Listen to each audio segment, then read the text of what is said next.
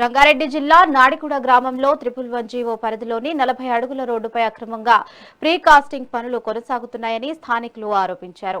రోడ్డును ఆక్రమించడంతో పక్కనే ఉన్న పాఠశాలకు వెళ్లే విద్యార్థులు స్కూల్ బస్సుల రాకపోకలకు తీవ్ర ఇబ్బందులు ఎదురవుతున్నాయని స్కూల్ యాజమాన్యం ఆవేదన వ్యక్తం చేసింది.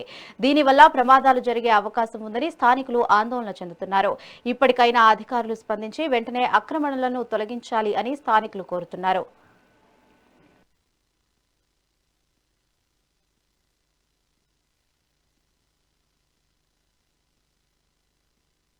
నీరటి నరసింహ సార్, నేను తండ్రి పెంటయ్య, నరకుడ గ్రామ నివాసులము. మేము 2006లో మేము ఇక్కడ స్కూల్ పెట్టినాము. 40 ఫీట్ల రోడ్డు చూసి మేము ఇక్కడ స్కూల్ పెట్టినాము. అయితే ఈ రోడ్డు 40 ఫీట్లు ఉందని చెప్పి కొంతమంది టీఆర్ఎస్ మెంబర్లు దౌర్జన్యంతో రోడ్డుల మధ్యన గోడ కాంపౌండ్ వాళ్ళు గోడ పెట్టుకొని మీరు ఎవరిని చెప్పుకుంటారో చెప్పుకోరు అని దౌర్జన్యం చేసి గోడ నిర్మిస్తారు. గ్రామ పంచాయతీలు కూడా చెప్పినా వినిపిస్తలేరు. ఏమని అడగనికి పోతే దౌర్జన్యంగా కొట్లాడడానికి సిద్ధం ఉన్నారు. మరి మేము 100 నెంబర్ కూడా చెప్పినాం, పిఎస్ కూడా కంప్లైంట్ ఇచ్చినాం.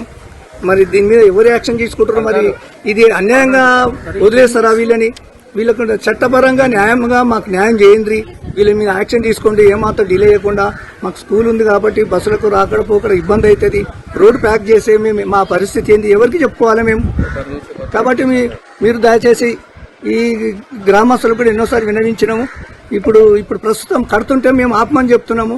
మరి చెప్పినా కూడా గ్రామ పంచాయతీలు చెప్పినా కూడా వినకుండా వాళ్ళు ఖచ్చితంగా టీఆర్ఎస్ బలంతో దౌర్జన్యంగా రోడ్డు పైన ఈ అక్రమంగా ఇల్లు నిర్మిస్తున్నాడు. దీనిపైన చర్య తీసుకోవాలని నేను మరీ కోరుచున్నాను.